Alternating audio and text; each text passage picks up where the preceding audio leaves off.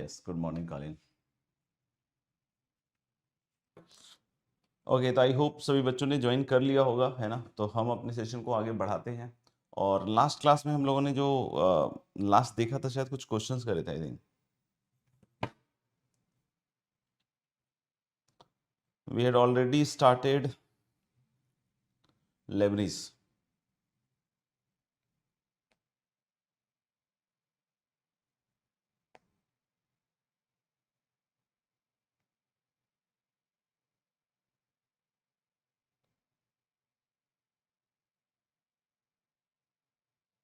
Okay,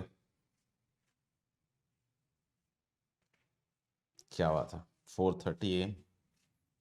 great. Next question लिखिएगा, if x equal to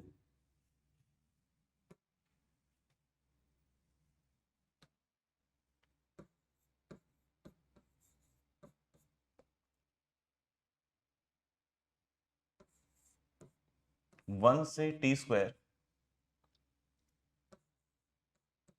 z into ln z dz and y equal to t² से 1 z² ln z dz।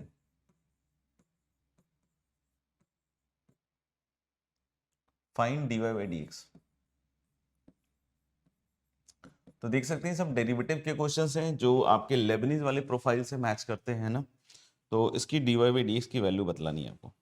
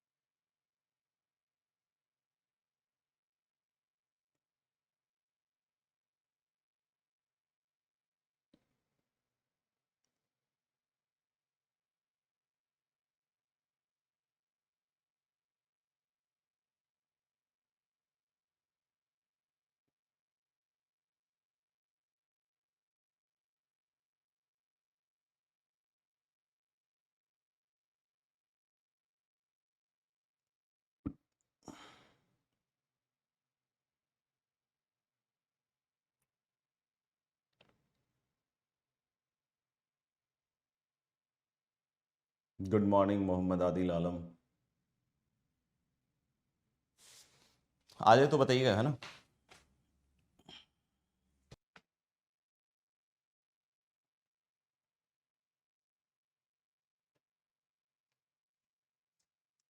सबसे पहले ध्यान रखिएगा, ये parametric वाला है ना। तो पैरामीट्रिक वाला है तो हमें dy बाई dx अगर निकालना है तो ऊपर क्या लिखेंगे बच्चों, dy बाई dt, है ना। पहले क्या लिखेंगे, dy बाई dt, और नीचे क्या लिखना है, dx बाई dt। पहले dy बाई dt और फिर क्या है dx बाई dt। ऐसा नहीं कि सर पहले x था तो पहले x का डेरिवेटिव और फिर y आया तो फिर y का डेरिवेटिव, है ना। नहीं, उल्टा है। पहले y का फिर x का, तो y का मतलब इसका डेरिवेटिव करोगे। ऊपर वाला जो लिमिट है वो कांस्टेंट है, तो मैंने बताया था कि जब कभी भी अपर या लोअर में से कोई भी लिमिट कांस्टेंट हो तो उसका कंट्रीब्यूशन डेरिवेटिव में क्या रहेगा, जीरो, क्योंकि वो अल्टीमेटली डिफरेंशिएट होगा तो उसकी वैल्यू क्या मिलेगी, जीरो। तो यानी पहला पार्ट तो हो गया जीरो माइनस। अब ये लोअर वाले के साथ कंपोज करो तो ये बन जाएगा z² की जगह t⁴ और ln t², और t² का डेरिवेटिव क्या आ जाएगा, 2t upon dx by dt करो। dx बाई dt ऊपर से पहले तो कंपोज करोगे तो t² इंटू ln t² और इंटू 2t, और 1 का कंट्रीब्यूशन क्या होगा, जीरो। तो आप सभी बच्चे मेरे ख्याल समझदार हैं, सीधा सीधा सब कुछ कट के कितना बन रहा है, माइनस ऑफ t², है ना। कितना बन रहा है, माइनस ऑफ t², बिल्कुल सही है। चलिए आगे बढ़ते हैं नेक्स्ट क्वेश्चन की तरफ।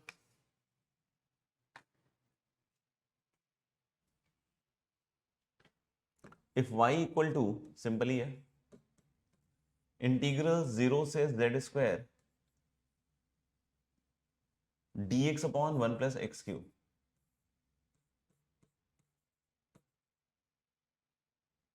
Find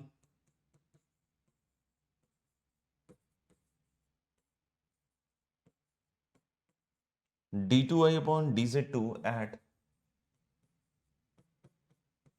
z equal to 1, at z equal to 1।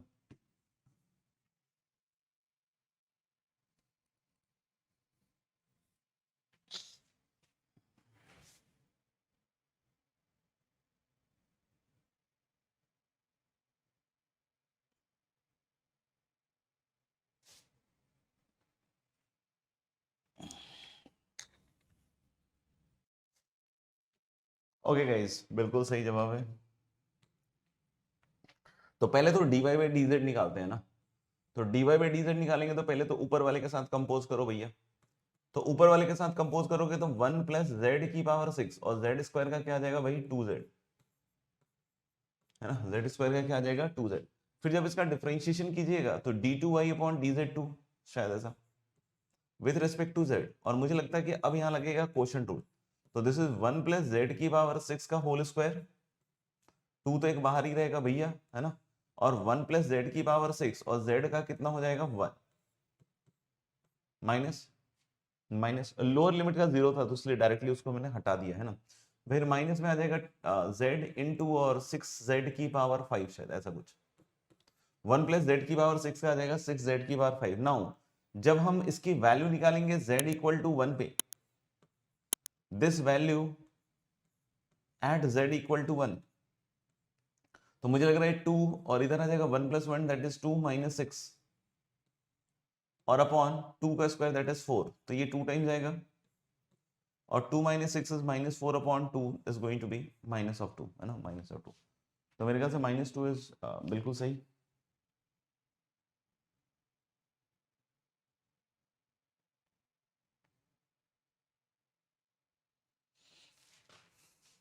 ठीक है, आगे बढ़ते हैं अगले सवाल की तरफ। कुछ लिमिट्स के प्रोफाइल भी जनरेटेड हैं इसमें, है ना। तो लिखिएगा इवैल्यूएट फॉलोइंग लिमिट्स।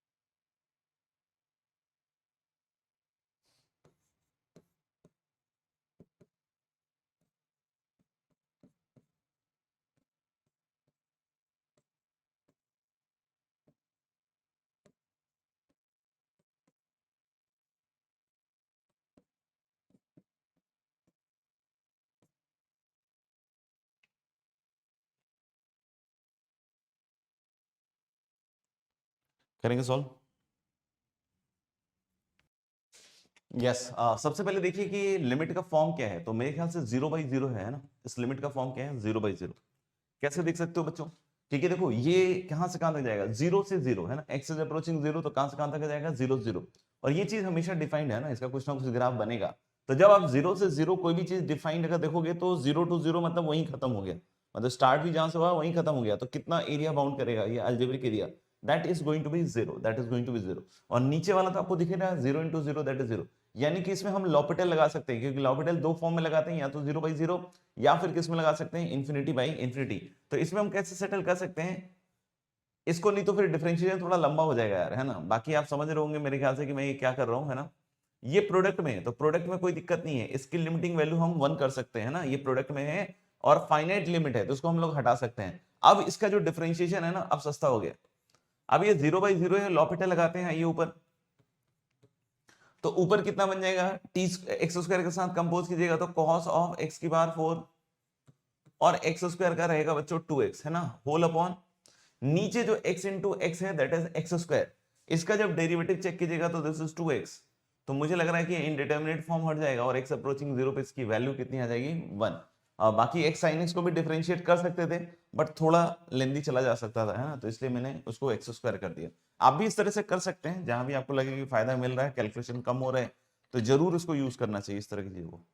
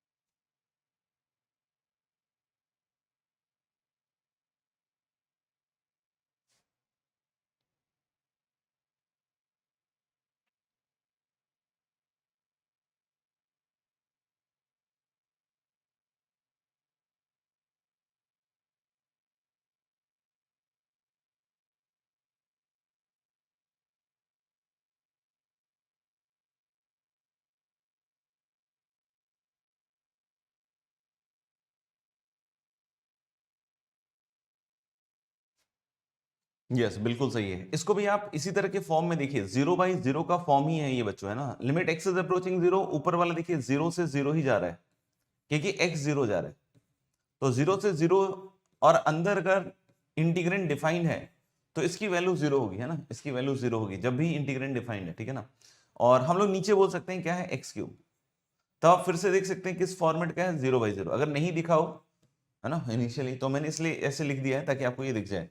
अब जब इसमें लॉपिटल लगाइएगा 0/0 के फॉर्म में, तो ऊपर लगेगा लेबनिज, और जैसे ही लेबनिज लगेगा तो कितना बन जाएगा, x² / x⁴ + 1।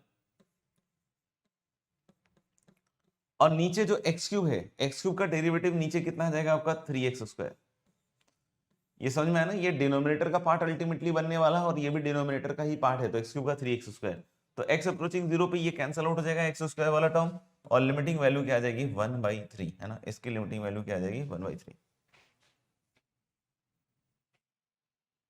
देख लीजिएगा, कोई लिख रहा हो तो वेट डाल देना।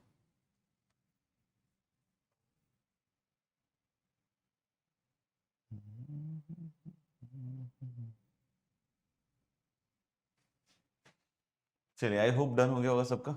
कोई डाउट हो तो बता दीजिएगा।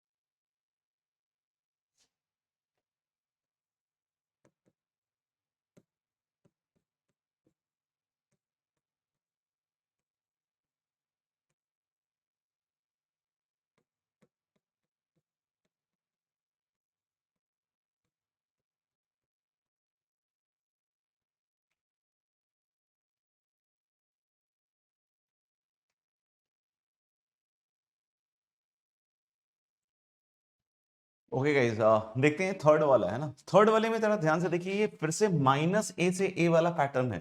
तो अगर ये -a से a वाला पैटर्न है बच्चों,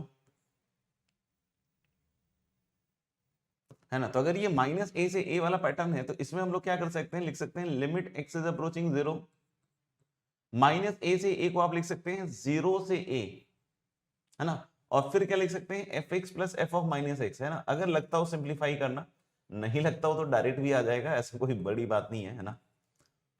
ठीक है, तो अगर लग रहा है कि नहीं सर मैंने बिना सिंप्लीफाई किए किया है, तो उससे भी हो जाएगा, कोई बड़ी चीज नहीं है ना। और नीचे हो जाएगा आपका, देखिएगा 1 + 2 की पावर -t। तो कौन सी प्रॉपर्टी का यूज किया गया है, -a से a वाला, है ना।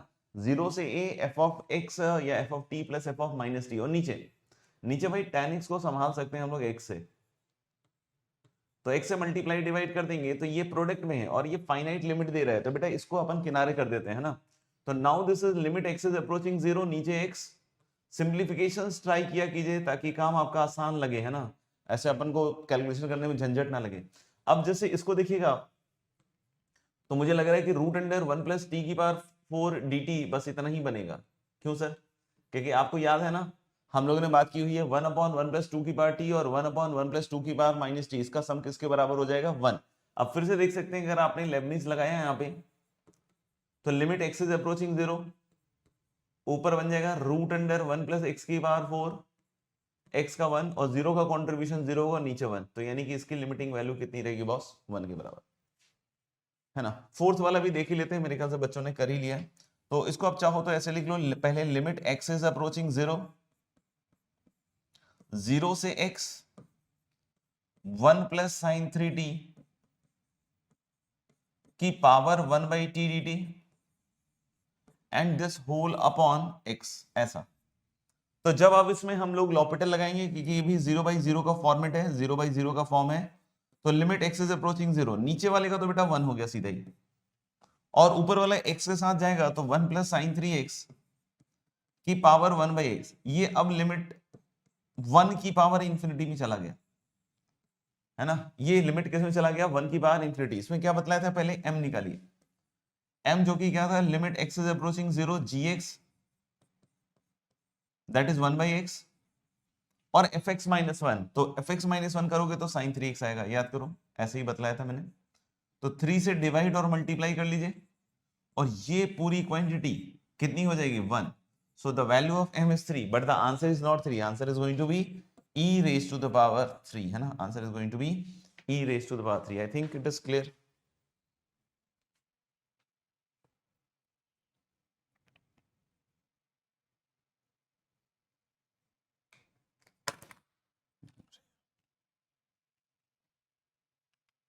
चलो आगे बढ़ते हैं।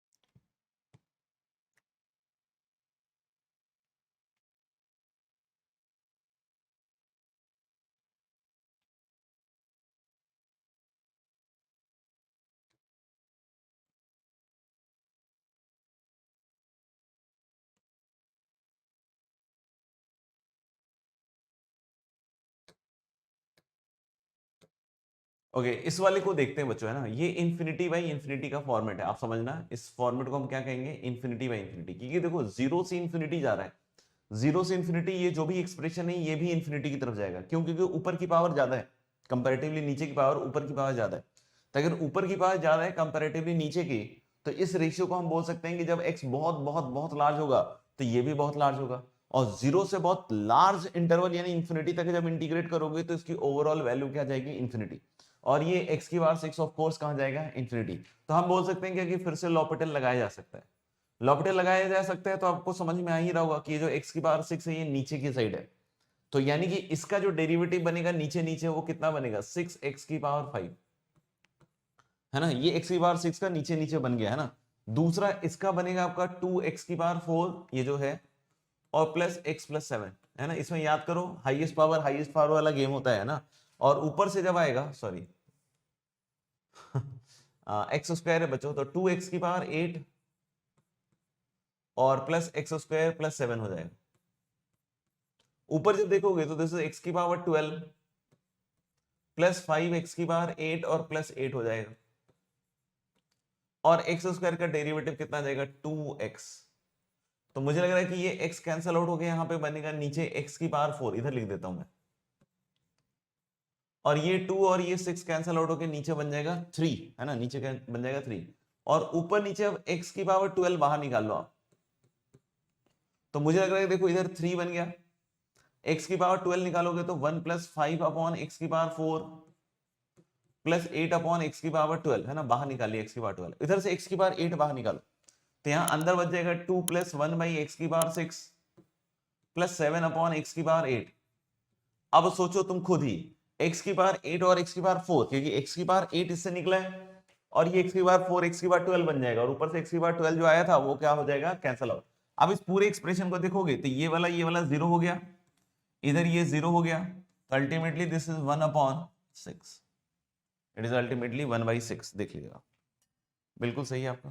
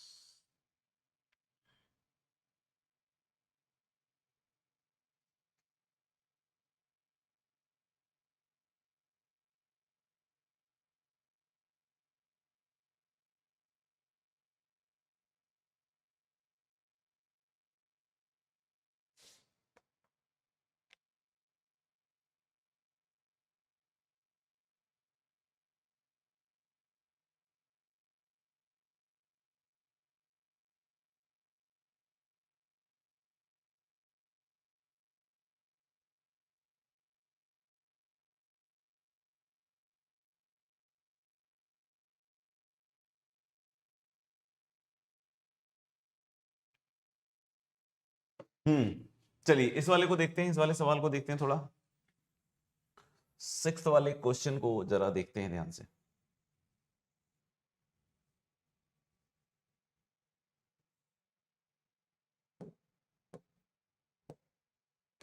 ओके, इसको जब आप देखोगे फिर से वैसे ही करके, तो लिमिट एक्स इज अप्रोचिंग 0, और बच्चों ये माइनस ए से ए है तो ऑड वाला सब 0 होगा और इवन वाला डबल हो जाएगा। तो जैसे इसको देखोगे ना तो ये इवन है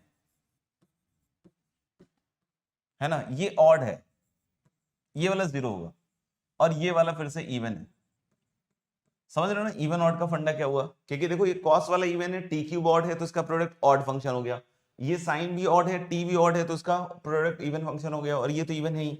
तो यानी जो माइनस एक्स से एक्स है ये बन जाएगा 2 टाइम्स 0 से एक्स, और सिर्फ जो बचेगा दैट इज टी साइन 2090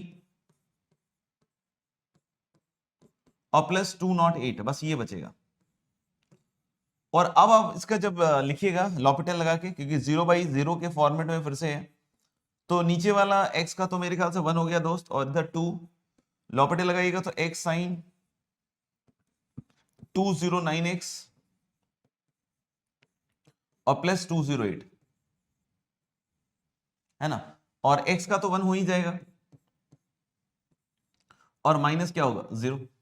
तो x अप्रोचिंग 0 पे देख सकते हो पहला वाला शुद्ध 0 है, और जब इसको इससे मल्टीप्लाई करोगे तो आंसर क्या हो जाएगा 416, है ना, 416 बिल्कुल सही है।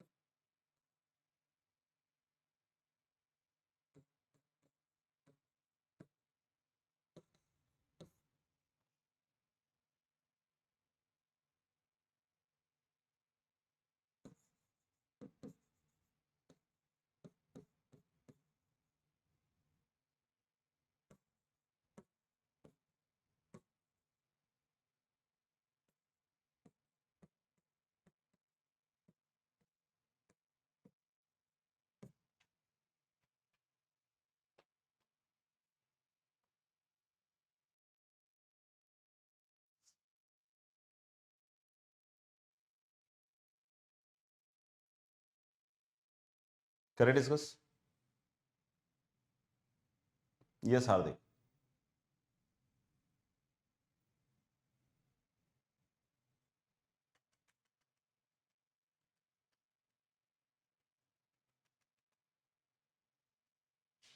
ओके इसको अगर डिफरेंशिएट कर रहे हैं अपन, जैसे लिखा हुआ है limit x is approaching 0 and you are writing this as x into e की पावर एक्स स्क्वायर, ऊपर वाले के साथ कंपोज किया x का 1, और ये आपने लिखा माइनस ई की पावर एक्स स्क्वायर और इंटू कितना हो गया 2x, तो ये गया और ये गया है ना, this is equal to minus half.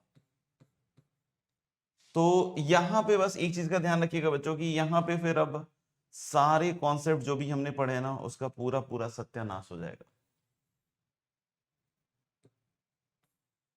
है ना, सारे कॉन्सेप्ट का सत्यानाश हो जाएगा। This is not at all correct. Reason क्या है कि भाई जब मैंने आपको ये फॉर्मूला पढ़ाया था तो इसमें मिक्स नहीं था वेरिएबल्स, है ना, अभी लेबनिज से लास्ट क्लास में पढ़ाया था, तो इसमें मिक्स नहीं था। अगर आप देखोगे तो वो बिल्कुल क्लियर कट था कि gx to hx ft dt, but यहां पे आप देख सकते हो कि यहां पे x भी है, तो अगर x भी है t भी है तो आप इस तरीके से इसको डिफरेंशिएट नहीं कर सकते, आप इसको इस तरह से डिफरेंशिएट नहीं कर सकते। फिर आपको क्या सोचना पड़ेगा कि जो आपका डिफरेंशिएशन वाला वेरिएबल है यानी कि x, उसको बाहर निकालना पड़ेगा और तब जाके इस डिफरेंशिएशन को आप कर पाओगे। नहीं समझ में आया? हालांकि ये जो हमने किया है ना ये टोटली रॉन्ग है। क्यों? क्योंकि हम लोग बोल रहे हैं कि अंदर मिक्स मैच है। अभी क्या हो रहा था कि हमने जब लास्ट क्लास में पढ़ा था इस फॉर्मूले को, तो वहां पे कुछ ऐसा था कि we had to differentiate function like this,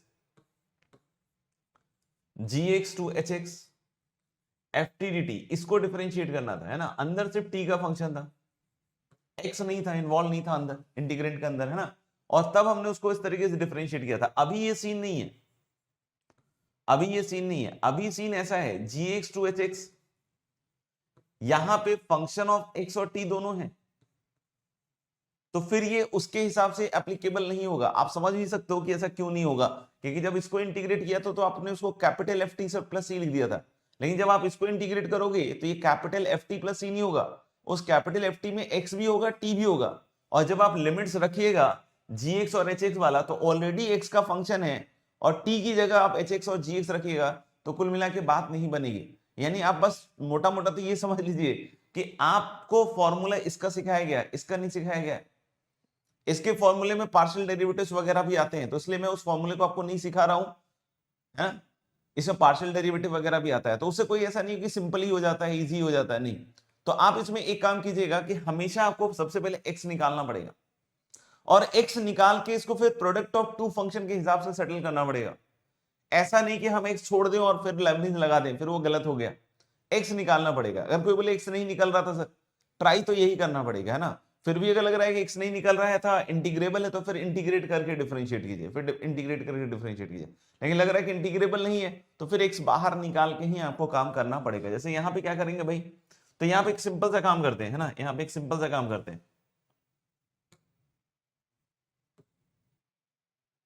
है ना। यहाँ पे हम एक सिंपल सा काम करते हैं कि क्यों ना x को पहले बाहर निकाला जाए, तो limit x is approaching 0, x into 0 से x e की पावर t स्क्वायर dt, ऐसे, और नीचे 1 माइनस e की पावर x स्क्वायर। इस x को हम सॉरी इसको हम सेटल कर सकते हैं, देखना इसको x स्क्वायर से मल्टीप्लाई डिवाइड कर लो, थोड़ा सिंपल हो जाएगा। और इसकी वैल्यू कितनी होती है दोस्त, इसकी वैल्यू होती है दोस्त -1, है ना, -1, तो इसको हटा देते हैं और लिमिट x इज अप्रोचिंग 0। अब देखो क्या होगा, क्योंकि फाइनाइट है, प्रोडक्ट में है तो अलग कर सकते हैं आप, कोई दिक्कत नहीं। अब क्या बचेगा, 0 से x e की पावर t स्क्वायर dt, और नीचे x और x स्क्वायर में कट के इधर x बचेगा, बस इधर बचेगा x। अब इसमें आप लॉपिटल लगाइए, आप लॉपिटल लगा सकते हो क्योंकि अंदर t का फंक्शन है, तो this is now limit x is approaching 0 with minus sign, sorry, and this is now e की पावर x स्क्वायर, और x का कितना होगा 1, तो दिस आंसर इज एक्चुअली -1, है ना, this is not minus half. देख लीजिएगा, इसका थोड़ा ध्यान रखिएगा, है ना, कि अगर अंदर x और t दोनों हैं तो फिर भाई बच के रहना पड़ेगा।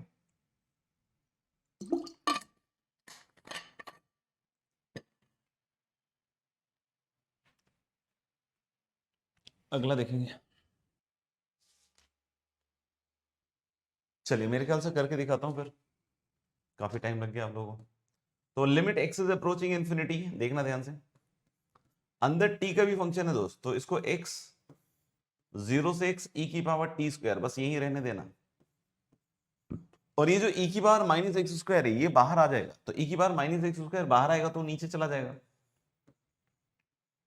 क्योंकि 1 अपॉन ई की पावर एक्स स्क्वायर हो जाएगा। अब ये इंफिनिटी बाई इंफिनिटी का फॉर्मेट है, तो यहां लॉपिटल लगाना पड़ेगा दोस्त। लॉपिटल में ऊपर प्रोडक्ट रूल लगाइएगा, है ना, इंफिनिटी बाई इंफिनिटी का फॉर्मेट है, नीचे भी इंफिनिटी दिख रहा है, प्रोडक्ट भी ऊपर इंफिनिटी दिख रहा है, तो ये ध्यान रखिएगा, पहले एक्स का करते हैं तो 1 इंटू प्रोडक्ट रूल लगेगा, और प्लस एक्स इंटू कितना हो जाएगा, e की पावर एक्स स्क्वायर, है ना, ध्यान रखिएगा एक्स इंफिनिटी चल रहा है। और इधर आएगा बच्चों एक बार e की power x square into 2x, है ना, e की पावर एक्स स्क्वायर इंटू क्या आ जाएगा 2x। अब चाहो तो इसको पहले अलग अलग करके आप एक पार्ट फाइनाइट है उसको सेटल कर सकते हो, तो थोड़ा डिफरेंशिएशन आसान हो जाएगा, बाकी आपके ऊपर है ना। तो इसको थोड़ा छोटू कर लेते हैं, है ना, ऐसा कर लेते हैं। तो मेरे ख्याल से जब इसको अलग अलग करके आप सोचिएगा तो limit x is approaching infinity, दूसरा पार्ट तो हर एक बच्चे को समझ में आ गया होगा कि हाफ हो जाएगा, है ना, दूसरा पार्ट हाफ हो जाएगा, क्योंकि इसके साथ जब इसको अलग कीजिएगा, है ना, नीचे वाले को, तो वो हाफ हो जाएगा, ई की power x square x cut जाएगा, है ना। अब फिर से इसका डिफरेंशिएशन कीजिएगा तो ये प्रोडक्ट रूल लेगा, तो दिस इज ई की power x square into 4x square plus e की पावर एक्स स्क्वायर इंटू 2, क्या किया सर, प्रोडक्ट रूल लगाया, पहले ई की पावर एक्स स्क्वायर का डिफरेंशिएशन तो 2x 2x 4x स्क्वायर, और फिर ई की पावर एक्स स्क्वायर और 2x का डिफरेंशिएशन करेंगे तो यहाँ पे 2 छूट जाएगा, ऊपर अब इसका डिफरेंशिएशन रहता है बस ई की पावर एक्स स्क्वायर, बात खत्म, बात खत्म।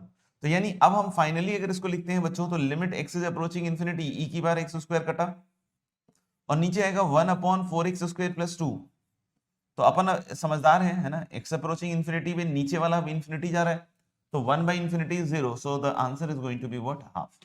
तो ये तो कुछ क्वेश्चंस मैंने आपको करवाए जो कि लिमिट वाले प्रोफाइल से हैं ना, तो लिमिट वाले प्रोफाइल के भी लेबनीज में सवाल आएंगे, है ना। थोड़ा सा फंक्शन फाइंडिंग वाले सवाल भी होते हैं, फंक्शन फाइंड आउट करना या कोई वैल्यू निकालना, तो उस प्रोफाइल के अब सवाल कर रहे हैं हम लोग लेबनीज में, अब हम लोग उस प्रोफाइल के सवाल कर रहे हैं, है ना। पहला सवाल है, पहला बहुत एलिमेंट्री सवाल है, if 0 to x ft dt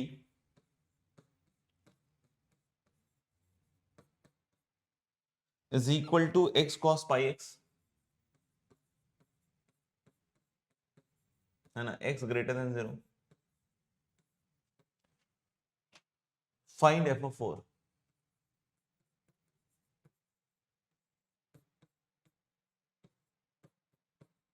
है ना, बहुत एलिमेंट्री सवाल है, फाइंड f of 4, बताइए।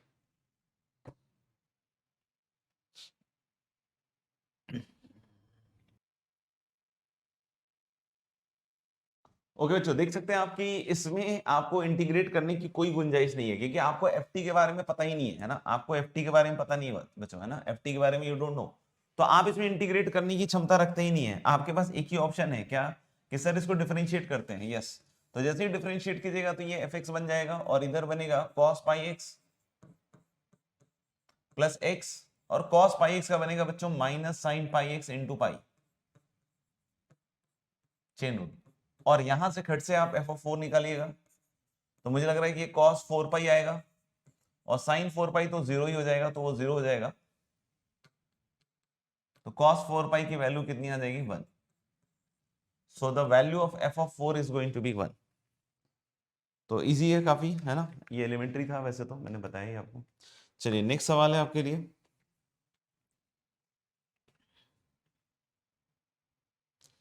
Late fx be a continuous function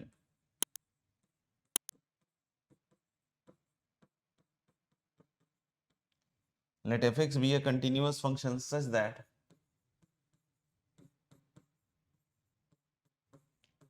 f of x is greater than 0 for all x greater than equal to 0 and fx की power 101 equal to 1 plus 0 to x f t dt. Find f of 101 की power 100। बच्चों इसकी value निकालनी है f of 101 की power 100।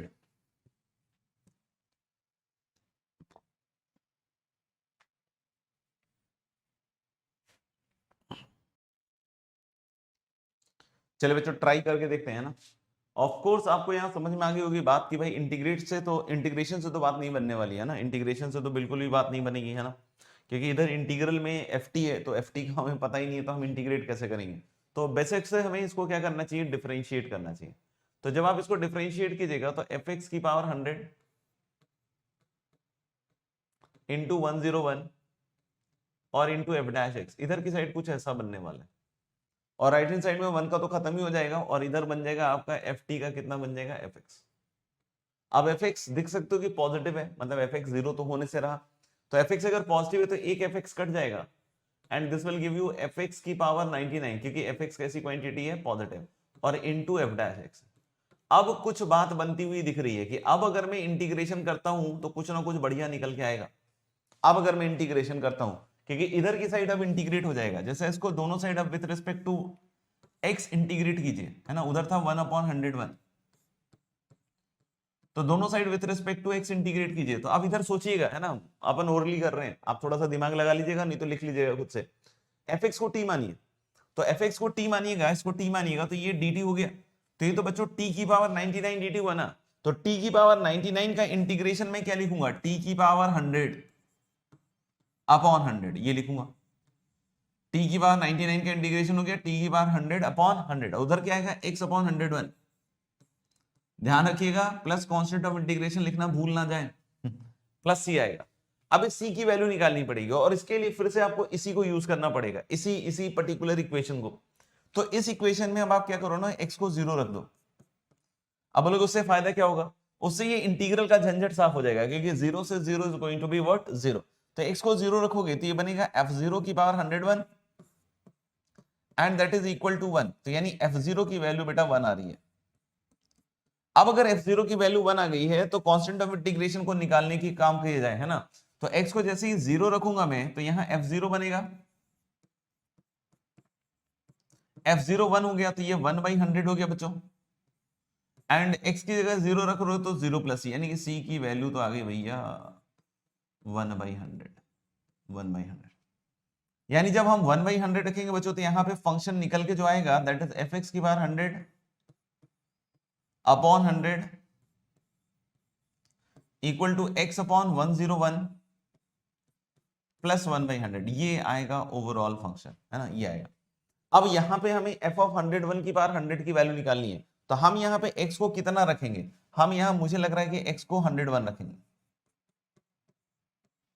x को क्या रखेंगे 101। तो जैसे ही 101 रखिएगा तो ये बन जाएगा f ऑफ 101 की power 100 whole upon 100 equal to, इधर देखना 101 अपॉन 101 इज 1, तो 1 प्लस 1/100 दैट इज 101/100। तो बच्चों अब आप देख सकते हो कि f ऑफ 101 की पावर 100 कितना आ रहा है, 100 से 100 कट जाएगा एंड दिस आंसर इज 101, यानी कि this is your final answer, कि this is going to be 101। Clear है तो बताइए, लिख रहे हो तो वेट डाल दीजिए।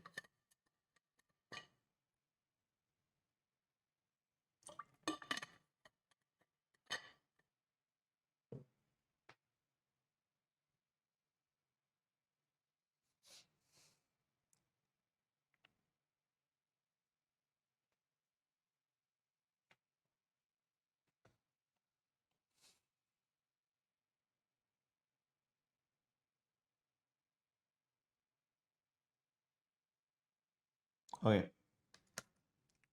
आई होप लिख लिया होगा।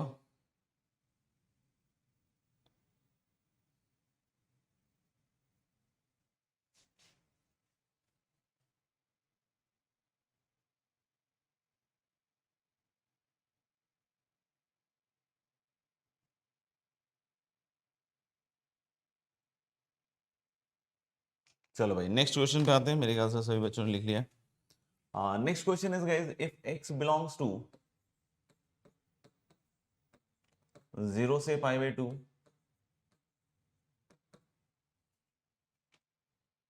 and fx is इंटीग्रल 0 से sin square x sin inverse root t dt plus integral 0 से cos square x cos inverse root t dt, find the number of solution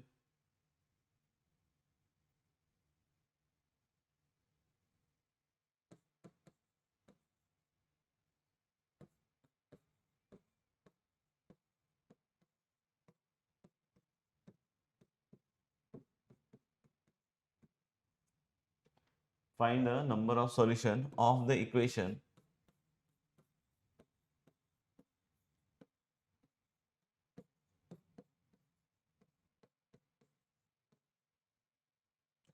fx equal to e की power x। करिए solve.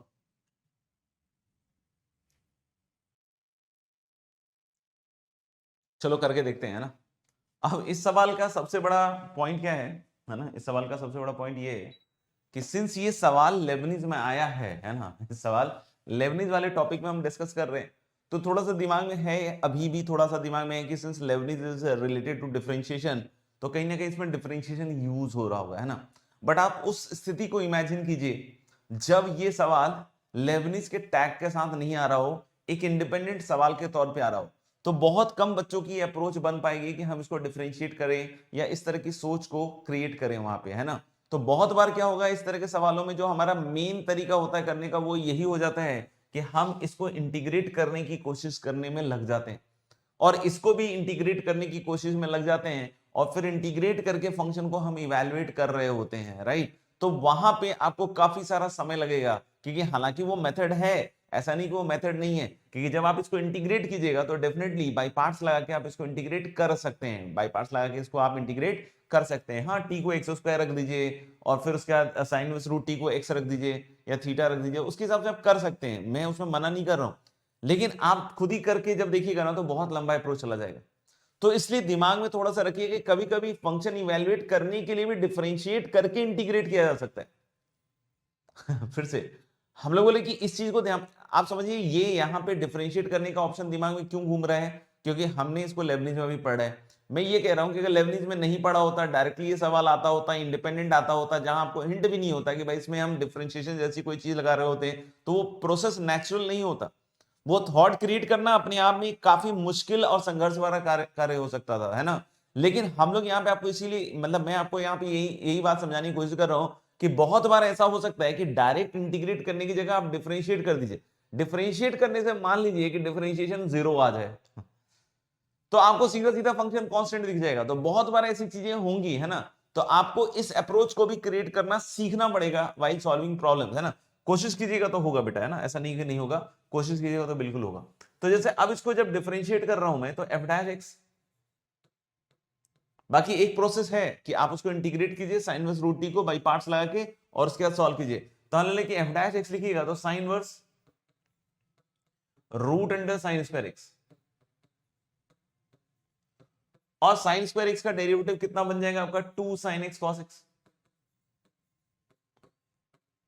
Plus cos inverse root under cos square x, और cos square x का बनेगा 2 cos x, और cos x का क्या बनेगा, minus of sine x.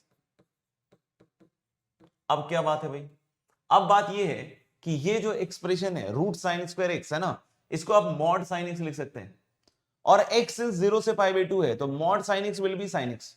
तो यानी हम लोग बोल सकते हैं क्या कि sine inverse root sine square x is mod sine x, but x 0 से π/2 होने के कारण साइन एक्स, और ये तो साइन 2x है, आप देख ही रहे हो। और ऐसे ही अगले वाले में cos inverse mod cos x, but x 0 से π/2 है तो ये भी cos x, और ये माइनस साइन 2x। अब एक चीज खुद ही सोचो तुम कि अगर x 0 से π/2 है, तो आपको ITF में सिखाया गया है कि sine inverse sine x is x, sine व साइन एक्स इज एक्स, और इधर देख सकते हो कि 0 से पाई बाई 2 में ये भी एक्स होता है, लेकिन अब यहाँ नेगेटिव है, तो आप देखो सर कैंसल आउट होके इसकी वैल्यू कितनी मिलने वाली है आपको, 0।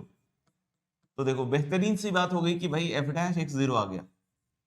इसका सिंपल मतलब है कि एफ एक्स को कांस्टेंट ही होना पड़ेगा इस 0 से पाई बाई 2 वाले इंटरवल में। लेकिन कांस्टेंट में क्या वैल्यू आएगी यार, ये तो चेक करना पड़ेगा ना। तो यानी कि हम लोग को अब किसी x के लिए 0 से पाई बाई 2 में किसी x के लिए फंक्शन की वैल्यू निकालनी चाहिए, और वही वैल्यू सबके लिए साइन कर देनी चाहिए। क्यों? क्योंकि हम लोग फंक्शन अगर कांस्टेंट है तो किसी एक पॉइंट पे जो वैल्यू अचीव करेगा वही वैल्यू सारे के सारे इंटरवल में अचीव करेगा। क्यों? क्योंकि फंक्शन कांस्टेंट है। अब मैं सोचता हूं कि भाई किस x के लिए निकालूं, और जो बेस्ट x होगा उसी के लिए निकालेंगे। कोई बोले सर x इक्वल टू 0 पे निकाल लीजिए, तो 0 पे निकालने पे ये देखो 0 से 0 ये तो 0 हो जाएगा, लेकिन ये 0 से 1 होगा, यानी फिर से आपको इसका इंटीग्रेशन करना पड़ जाएगा, जिससे हम बचते हुए आ रहे थे अभी तक। तो हालांकि 0 मेरे को लग रहा है कि अच्छी वैल्यू तो नहीं है, पाई बाई 2 भी अच्छी वैल्यू नहीं है, क्योंकि फिर इसमें ये बच जाएगा, ये 0 हो जाएगा। लेकिन आप सोचिए कि कोई ऐसा x हम रख लें जिससे ये ऊपर वाला इंटरवल सेम हो जाए, यानी ऊपर वाली वैल्यू सेम हो जाए किसी x के लिए, तो जैसे ही ऊपर वाला सेम हो जाए नीचे वाला सेम है, तो ये दोनों आपस में ऐड हो जाएगा, और ये ऐड जैसे ही होगा इसकी वैल्यू कांस्टेंट वैल्यू है, पाई बाई 2 अपना काम हो जाएगा। तो क्या ऐसा कोई x एग्जिस्ट करता है जिसके लिए साइन स्क्वायर एक्स और कॉस स्क्वायर एक्स बिल्कुल डिट्टो सेम हो जाए? Answer is yes. 0 से पाई बाई 2 में x equal to pi by 4 पे आप वैल्यू निकाल सकते हैं।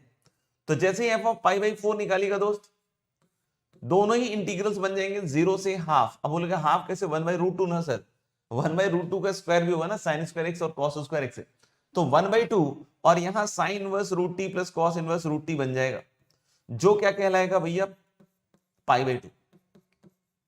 और अगर ये पाई बाई 2 है दोस्त, तो पाई बाई 2 बाहर और हाफ की वैल्यू हो जाएगी इनटू हाफ, तो यानी पाई बाई 4 पे वैल्यू आ गई पाई बाई 4 साहब। पाई बाई 4 पे वैल्यू आ गई पाई बाई 4। तो ये बेस्ट वैल्यू थी जहां पे हम बहुत आसानी से फंक्शनल वैल्यू को इवैल्यूएट करके, अब फंक्शन कांस्टेंट है तो अगर पाई बाई 4 पे पाई बाई 4 है तो ओवरऑल भी पाई बाई 4 होगा। यानी इतनी जद्दोजहद के बाद हमारे पास फंक्शन हाथ लग चुका है ना, इतना काम करने के बाद हमारे पास फंक्शन आ चुका है, और फंक्शन है आपका f x equal to pi by 4। Question लेकिन ये नहीं है, क्वेश्चन ये है कि number of solution of f x equal to e की पावर एक्स, मतलब pi by 4 equal to e की पावर एक्स का नंबर ऑफ सॉल्यूशन। तो हालांकि यहां तक आने के बाद भी बहुत बार क्या है कि बच्चे गलत कर जाते हैं। बोलोगे सर कैसे? सुनना, तो जैसे ही आपने ई की पावर एक्स लिया तो इसका ग्राफ ऐसा बनेगा, और ये पॉइंट है 0,1, दूसरा दूसरा। अब आप क्या बोलोगे सर कि मैं बनाता हूं ग्राफ किसका? पाई बाई 4 का। तो पाई बाई 4 का ग्राफ 1 से छोटा होने के कारण नीचे जाएगा, ऐसे कुछ नीचे जाएगा। ये है y equal to pi by 4 का ग्राफ। बच्चे खट से देखकर बोलते हैं सर एक सॉल्यूशन आ गया, यहां इंटरसेक्शन हो गया sir, this is the solution. But बच्चों आपने इतनी मेहनत करने के बाद सब बर्बाद कर दिया, सत्यानाश कर दिया। कैसे? क्योंकि आप पहले लाइन को भूल गए, x इज बिटवीन 0 से पाई बाई 2। तो अगर भाई x 0 से पाई बाई 2 के बीच में है, तो 0 से पाई बाई 2 में क्या इनका और इनका कोई इंटरसेक्शन हो रहा है? Answer is no. e की पावर x हमेशा बड़ा है y equal to pi by 4 के साथ। तो यानी अभी जो हमारा कंडीशन है उसके हिसाब से अगर बोलेंगे तो the number of solution is going to be 0, it is not 1, it is 0। देख लीजिएगा।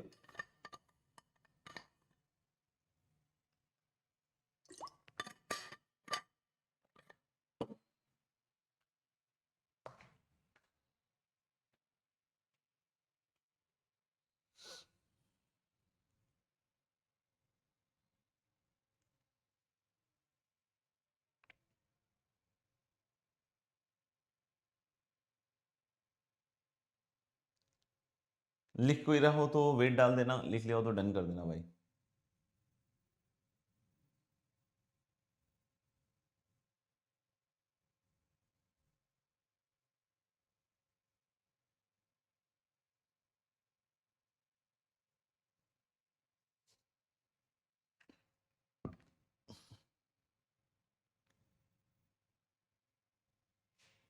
चलिए, एक तो है कि भाई डायरेक्ट इंटीग्रेट कर लिया, ठीक है ना, तो लेकिन उसमें लेंदी ज्यादा जाएगा। फिर दूसरा डिफरेंशिएट कर लिया। फिर तीसरा कोई बोलता है कि और कोई तरीके से कर सकते हैं, आंसर इज यस। एक और तरीके से हम इसको सोच सकते हैं सवाल को, ऐसा कोई दिक्कत नहीं है। ऑफ कोर्स डिफरेंशिएशन यूज नहीं करेंगे, क्योंकि डिफरेंशिएशन यूज करके तो कर ही लिया है। तो इंटीग्रेट करने का कोई सिंपल तरीका है, उस पर हम फोकस करेंगे अभी।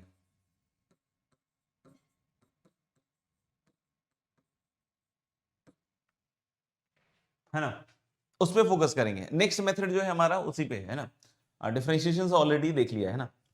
इंटीग्रेट करने में क्या कोई सिंपल तरीका है?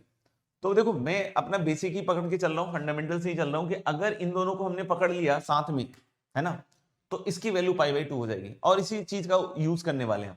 तो मैं क्या कर रहा हूं कि जो पहला इंटीग्रल है ना 0 से sin स्क्वायर x, उसको चेंज कर देते हैं, उसकी अपर लिमिट चेंज कर देते हैं, उसको बोल देते हैं 0 से cos स्क्वायर x। अब बोलने से काम थोड़ी चल जाएगा, हमें इसका कंपनसेशन भी करना पड़ेगा, है ना। 0 से cos स्क्वायर x जा तो sin स्क्वायर x तक था, तो यानी हमें नेक्स्ट इंटीग्रल लिखना पड़ेगा बॉस cos स्क्वायर x से sin स्क्वायर x। कोई बोले अरे सर आपको कैसे पता cos स्क्वायर x 0 से sin स्क्वायर x के बीच में है, जो आपने तोड़ दिया 0 से cos square x and cos square x से sin स्क्वायर x। मैंने आपको प्रॉपर्टी बतला रखा है कि जो बीच में ना a से b fx dx को अगर मैं a से c प्लस c से b लिख रहा हूं, तो c बीच का पॉइंट हो भी सकता है और नहीं भी हो सकता है, c बाहर का भी हो सकता है, तब भी ट्रू है। तो cos स्क्वायर x 0 से sin स्क्वायर x के बीच में हो चाहे नहीं हो, इससे हमें कोई फर्क नहीं पड़ता है ना। I can always right like this, I can always right like this. तो ये चीज बन गई। अच्छा अब क्या करेंगे सर? अब देखिए, अब जो फर्स्ट और लास्ट इंटीग्रल है इसको तो आसानी से इवेल्युएट कर सकते हैं। क्यों भाई? क्योंकि अब दोनों का अपर लिमिट अगर सेम है तो 0 से cos स्क्वायर x वाला कॉमन आ जाएगा और अंदर क्या बन जाएगा भाई, sine inverse root t plus cos inverse root t dt। Middle integral का क्या हुआ, फोकस अब वहां जा रहा है ना, मिडिल इंटीग्रल का क्या हुआ, ये तो सबको समझ में आ रहा है कि ये तो हो रहा है। मिडिल इंटीग्रल का कैसे सॉल्व होगा? तो भाई यहां पे एक बहुत ही इंटरेस्टिंग चीज है कि अपर और लोअर लिमिट का सम 1 है, फिक्स है। आप देख सकते हो cos square x plus sin square x क्या है, 1। और जब भी इस तरह की चीज है तो हम किंग लगाने की सोच सकते हैं, तो हम लोग किंग लगाते हैं, तो हाफ ये भाई रहेगा cos स्क्वायर x से sin स्क्वायर x, बिल्कुल सही बात है। और किंग के हिसाब से क्या बोलते हैं हम लोग, एफ टी और f of a plus b minus t. तो यहां ए प्लस बी किसके बराबर है, ए प्लस बी यहां 1 है, तो यानी अगला इंटीग्रल में क्या लिखूंगा, sine inverse root under 1 minus t. सारे बच्चे इसके बारे में सोचे कि ये क्या चीज लिखा हुआ है, sine inverse root under 1 minus t को थोड़ा सोचिए, फोकस में लाइए। इसको तो पता ही है, ये π/2 हो गया भाई, π/2। और dt का t होगा, और 0 से cos स्क्वायर x में ये π/2 cos स्क्वायर x हो गया, है ना, बिल्कुल simple. Plus half, plus half. इसके बारे में अगर मैं आपको बताऊं तो ये है बेटा cos इनवर्स रूट टी। अरे कैसे? तो भाई साइन इनवर्स किसका रेशियो होता है, परपेंडिकुलर अपॉन हाइपोटेनस का, यानी root under 1 minus t upon 1 type की चीज देखिए आप, ये है परपेंडिकुलर और हाइपोटेनस। तो बेस कितना आ जाएगा आपका, बेस आ जाएगा देखिएगा root under hypotenuse that is 1 minus t, यानी कि बेस मेरे ख्याल से रूट टी टाइप का आ जाएगा, है ना। प्रोपोर्शनलिटी कांस्टेंट मल्टीप्लाई हो सकता है, वो कोई बड़ी बात नहीं है, क्योंकि वो h में भी होगा, p में भी होगा और b में भी होगा। तो जब आप b अपॉन h निकालिएगा तो वो cos इनवर्स रूट t है, तो भाई ये भी खेल हो गया, है ना, इसकी वैल्यू π/2 हो गई और सिर्फ dt बचा, तो उसका इंटीग्रल t होगा, तो t का फिर sine square x minus cos square x। देखो कितना आसान हो गया। अब ये π/2 और एक हाफ भी बाहर ही ले लीजिए ना, बढ़िया रहेगा। तो π/2 और हाफ भी बाहर निकाल लिया, तो यहां से 2 cos स्क्वायर x बचेगा और फिर अंदर बन गया sine square x minus cos square x. इन दोनों का जो सम है ये of course cos square x होगा और plus sine square x that is 1। So this is again what π/4, this again what π/4। तो इससे भी हम इंटीग्रेशन से भी इजीली निकाल सकते हैं बिना बाई पार्ट्स लगाए हुए, है ना, यूजिंग प्रॉपर्टीज। देख लीजिएगा, लिख लिया हो तो डन कर दीजिएगा, है ना।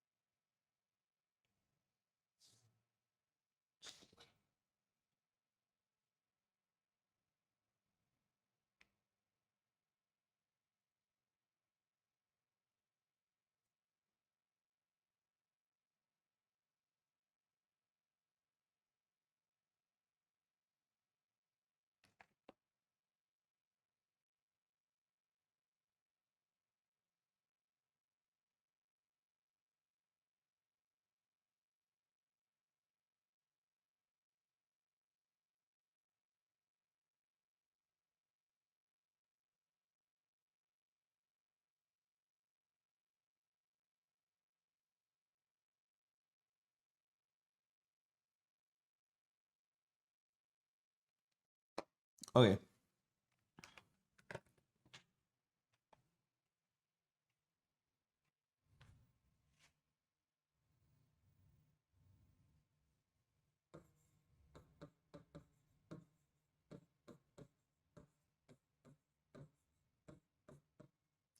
find the continuous function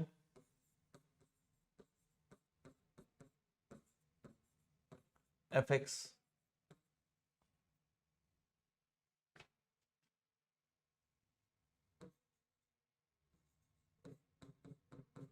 satisfying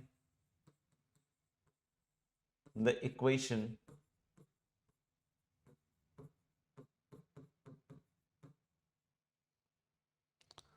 0 to x ft dt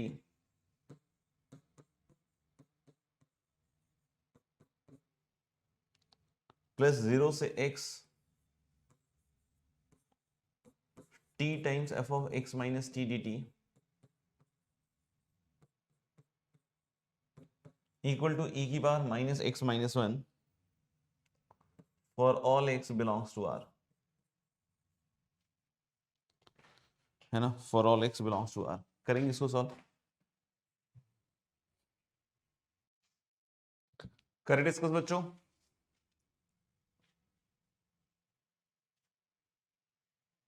करते हैं, क्या बोलते हो?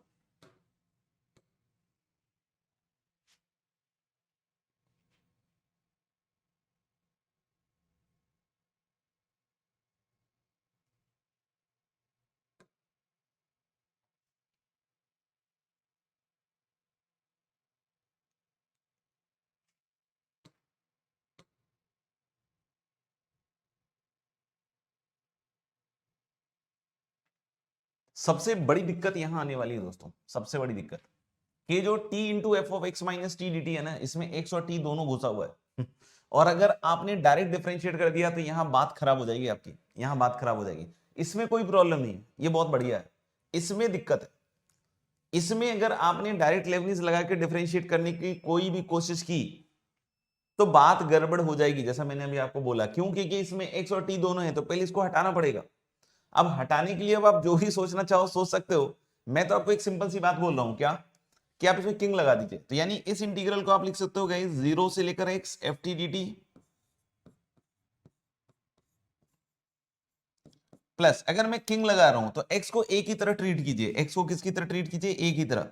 तो 0 से a वाला क्या होता है? 0 से a वाला होता है भाई a माइनस टी, है ना, a माइनस टी, यानी यहां a माइनस टी कीजिएगा तो a को मैंने x की तरह ट्रीट किया तो ये बन जाएगा x माइनस टी। फिर क्या हो जाएगा? a माइनस टी कीजिएगा तो यहां पे x तो रह ही जाएगा और यहां t की जगह क्या आएगा? x माइनस टी, याद है ना, t की जगह a माइनस टी रखना होता है ना, कोई भटक मत जाना भाई अब यहां देखना, अब इसको मैं लिख सकता हूं 0 से x f t d t plus 0 to x x minus t d t, x minus t f t d t. अब कोई बोले सर क्या ही फायदा हुआ ऐसा करने से, अभी भी तो x अंदर है अभी भी तो x अंदर है। आंसर इज यस, अभी भी x अंदर है, लेकिन अब आसानी से बाहर आ जाएगा, अब आसानी से बाहर आ जाएगा। अब बोलोगे सर कैसे? देखना बच्चों, है ना, देखना ध्यान से देखना। हम लोग बोल सकते हैं कि जो पहला वाला है उसको तो रहने ही दीजिए 0 से x and this is f of T d T. अगला वाला देखिए प्लस, अगला वाला देखिए, इसमें हम मल्टीप्लाई करके लिख रहे हैं, तो इसमें जब मल्टीप्लाई करके लिखोगे तो प्लस आएगा, देखना 0 से x और यहां आएगा x टाइम्स एफ टी।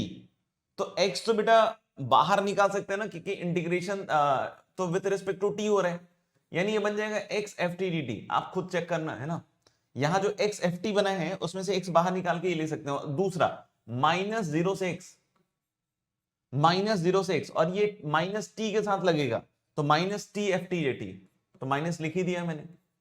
यहां तक किसी स्टेप में दिक्कत हो तो फटाफट से पूछ लीजिए, है ना, हाथों हाथ क्लियर हो जाएगी बात। यहां तक आ गया। अब इसके आगे आप डिफरेंशिएट कर सकते हो कि कहीं भी x अब अंदर नहीं है, तो ये सब चीजें आपको करनी पड़ेंगी, सोचनी पड़ेंगी, समझनी पड़ेंगी, मेहनत करना पड़ेगा, तब जाके धीरे धीरे सीख पाइएगा, है ना। अब अगर मैं बोल रहा हूं कि अब क्या करें, डिफरेंशिएट कीजिए, तो पहला टर्म डिफरेंशिएशन के बाद एफ एक्स, लेबनीज लग रहा है भाई, लेबनीज लग रहा है एफ एक्स प्लस यहां प्रोडक्ट रूल लगेगा, तो पहले x का तो 1 हो जाएगा एंड दिस इज 0 से x ft dt,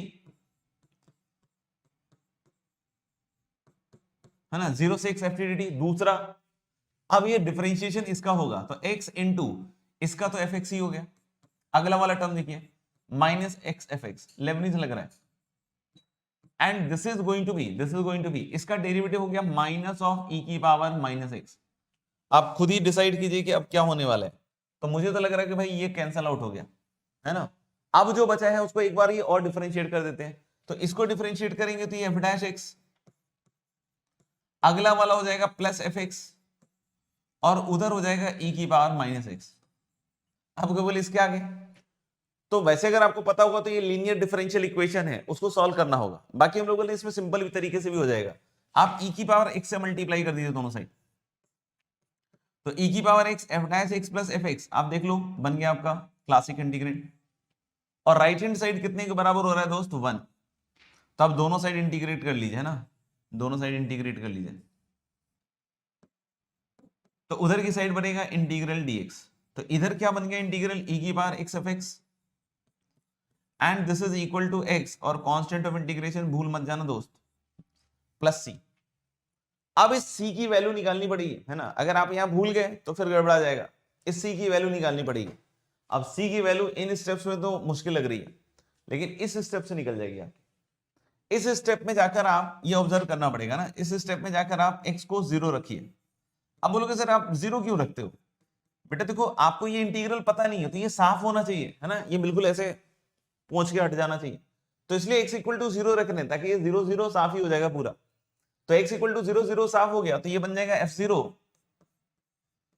and that is equal to, उधर से देखना 0 पे वैल्यू कितनी आएगी -1। अच्छा सर, तो f0 आ जाएगा -1। अब इसका यूज यहां कीजिए, यहां x इक्वल टू 0 रखिएगा, तो ये बन जाएगा e की power 0 that is 1, f0 is -1 and equal to c, तो c की वैल्यू आ गई -1, यानी यहां से मुझे लग रहा है कि fx आएगा बॉस x -1 अपॉन e की पावर x, या e की पावर x को ऊपर ले जाएगा तो e की पावर -1। देख लीजिए, किसी स्टेप में डाउट हो तो बताइए।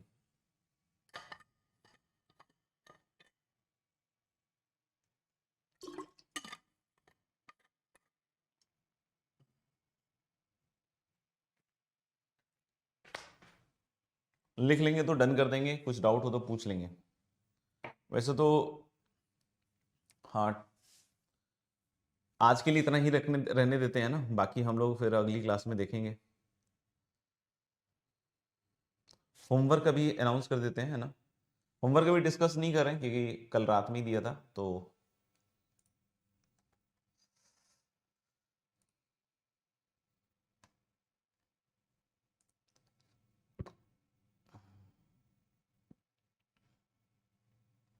मेरे ख्याल से एक्सरसाइज 2 में दिया था मैंने,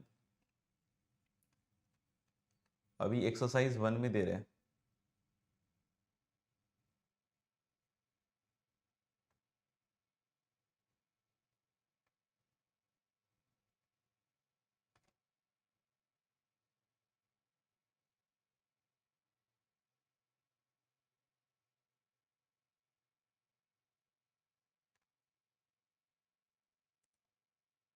ठीक है ना, कोई लिख रहा हो तो बताना भाई, है ना, सबका ही हो गया। तो आज इतना ही रहने दे रहे हैं बच्चों, है ना। होमवर्क में हम एक्सरसाइज 1 में 1 से 26 कर लेंगे, एक्सेप्ट एक सवाल छोड़ दीजिएगा क्योंकि उसके बारे में हम अगली क्लास में पढ़ेंगे, उस पर्टिकुलर सवाल के बारे में हम लोग अगली क्लास में पढ़ेंगे। कौन सा सवाल है, 13 नंबर, है ना, एक्सेप्ट क्वेश्चन नंबर 13। तो जो कल दिया था मैंने एक्सरसाइज 2 में वो, और ये जो है पूरा का पूरा, ये हम लोग कल की क्लास में डिस्कस करेंगे, है ना। तो मेक श्योर कि आप ये पूरा अटेम्प्ट करके आ रहे हैं अगली क्लास में।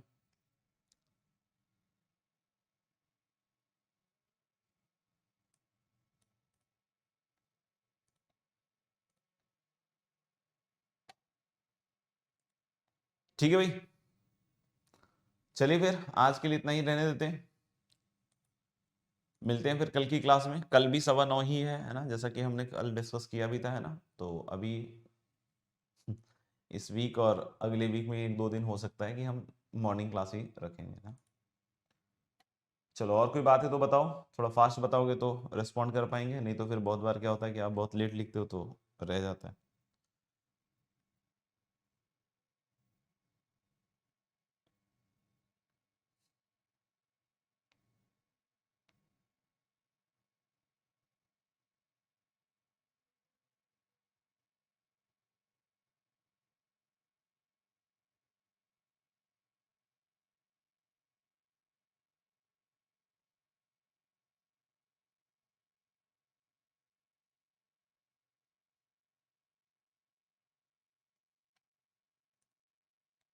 चलिए फिर, मेरे ख्याल से कोई बात नहीं आ रही, तो मिलते हैं फिर अगली क्लास में। Bye bye, see you all.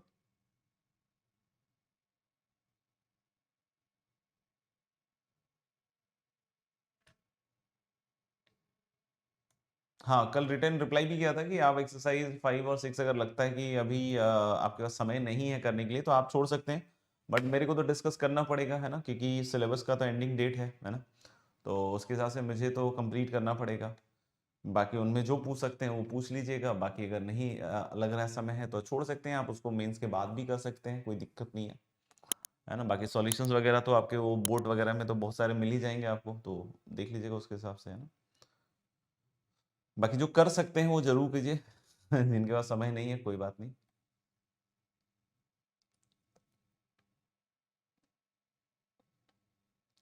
ठीक है, और कोई बात?